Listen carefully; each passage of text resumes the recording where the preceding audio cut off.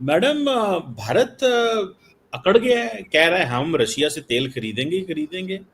हम तो समझ रहे थे कि भारत और अमेरिका के ताल्लुकात जो हैं वो हमेशा ही बहुत अच्छे रहेंगे, लेकिन ये 20 साल के बाद ताल्लुकात भारत और अमेरिका के खराब हुए हैं।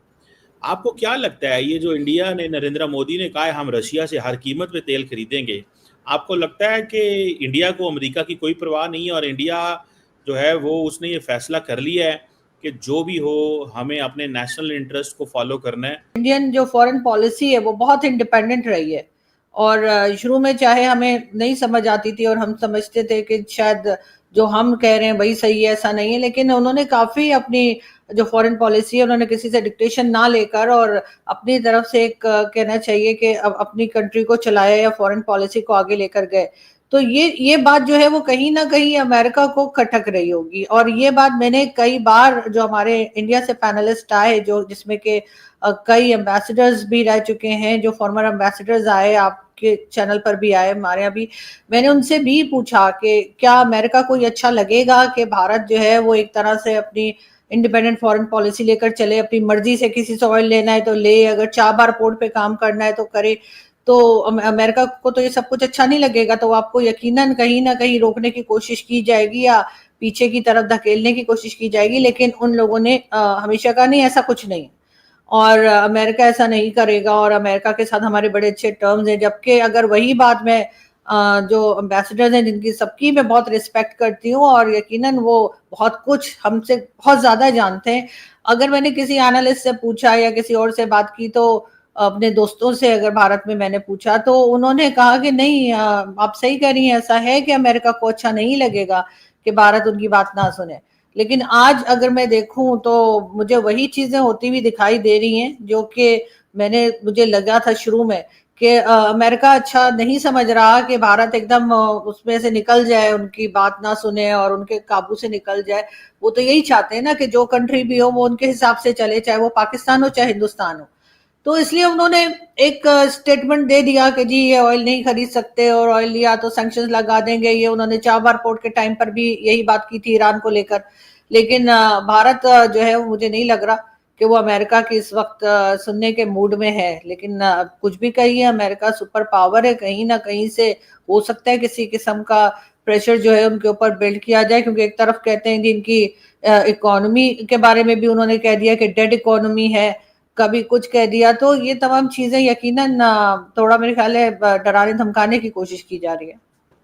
लेकिन मैडम, आपको नहीं लगता कि इंडिया जैसा बड़ा मुल्क जिसकी 1.4 बिलियन की पॉपुलेशन हो, बड़ी मार्केट, और अमेरिका का यू टर्न, हमें तो चलो बाहर बैठे हुए पाकिस्तानी तो खुश हो रहे होंगे फ्रैंकली स्पीकिंग के जी इंडिया अमेरिका के ताल्लुकात खराब हो रहे हैं, लेकिन इंडिया के अंदर आपको क्या लगता है सेंटीमेंट्स हो सकते हैं कि उसके साथ दगा किया गया है, झूठ बोला गया है उसको, भरे बाजार के अंदर इस तरह की बातें उसके एक दोस्त एंड एलाई के बारे में करना, आपके ख्याल में इंडिया में क्या सेंटीमेंट्स हो सकते हैं?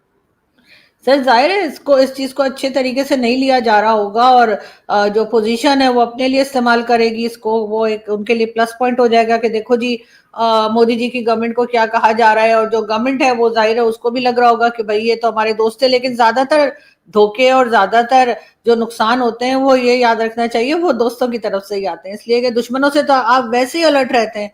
आपको रहता है कि जी अगर आप कंट्रीज की बात ना भी हो, इंडिविजुअल भी हो, तो जिन लोगों के साथ हमारी बनती नहीं है या वो नहीं है उनसे तो हम वैसे ही अलर्ट रहते हैं कि ये हमारे बारे में क्या बात करेंगे, ये हमें क्या नुकसान पहुंचा सकते हैं। लेकिन दोस्तों के ऊपर तो आपको भरोसा होता है, उनके ऊपर तो आपको यकीन होता है कि ये तो हमारे बारे में ना कोई बात करेंगे ना हमें कोई नुकसान पहुंचाएंगे। तो जब वो नुकसान पहुंचाते हैं तो यकीनन इंसान या कंट्री जो है यकीनन बहुत डिस्टर्ब हुई होती होगी। लेकिन ये कि मेरा ख्याल है कि थोड़ा बहुत अंदाजा काफी पहले से इन लोगों को हो गया होगा और कुछ ना कुछ अंदर चल रहा होता है। जैसे आप जानते हैं कि एक कुछ खबरें ऐसी होती हैं जो बाहर नहीं आती, लेकिन गवर्नमेंट टू गवर्नमेंट जो है वो पता लग रहा होता है। जिस वक्त चाबहार पोर्ट पे काम शुरू किया था भारत ने, उस वक्त भी अमेरिका ने कहा था कि जी आप वहां काम नहीं कर सकते। तो पाकिस्तान की भी जो ऑयल पाइपलाइन है उसके ऊपर भी बात की गई थी, तो पाकिस्तान तो खैर रुक गया और पाइपलाइन पे काम उस तरह से नहीं हो सका जैसे होना चाहिए था, जैसे ईरान चाहता है। लेकिन जाहिर है कि एकदम बहुत ज्यादा प्रेशर आएगा, ये तो भारत की गवर्नमेंट ने नहीं सोचा होगा। बिल्कुल, ये तो आपकी बात सही है मैडम। अब सवाल ये पैदा होता है कि भारत के अंदर एक तो अमेरिका फैक्टर मौजूद है, और पाकिस्तान फैक्टर भी मौजूद है। आपको लगता है कि भारत जो है, अमेरिका जो है वो भारत और पाकिस्तान को बैलेंस कर रहा है? अमेरिका ये चाहता है कि हम महसूस कराएं इंडिया को कि भाई जितने आप इम्पोर्टेंट है उतना ही पाकिस्तान इम्पोर्टेंट है, जो ट्रंप कर रहे हैं, क्योंकि मोदी साहब ट्रंप की इस चीज़ को नहीं मान रहे कि उन्होंने सीज फायर में किरदार अदा किया है। तो देखें, उन्होंने पाकिस्तान और भारत को बराबर ला के खड़ा कर दिया। इंडिया की पिछले 20 साल से एक ही कोशिश है, हमें पाकिस्तान के बराबर ना खड़ा किया जाए। डोंट यू थिंक कि ये अगेन इंडिया के इंटरेस्ट के खिलाफ ट्रंप साहब काम कर रहे हैं और इंडिया के लिए ये एक चैलेंज बन गया है? सर यहाँ पर ये वही चीज चल रही है कि दुश्मन का दुश्मन दोस्त, वो वाली चीज यहाँ पर भी मुझे नजर आ रही है, जो कि नहीं होनी चाहिए। और अनफॉर्चुनेटली ना तो पाकिस्तान इतना मिच्योर है कि वो इस बात को समझ सके या इस बात को हैंडल कर सके, और ना ही भारत की तरफ से कभी कोई ऐसी कोशिश की गई या ऐसी बात की गई जिससे कि कोई तीसरा आके हमारा फायदा ना उठाए। तो दोस्तों, ये था आज का वीडियो। एक और प्रमाण कि भारत अब किसी के दबाव में नहीं झुकता और जनहित ही भारत के लिए सर्वोपरि है।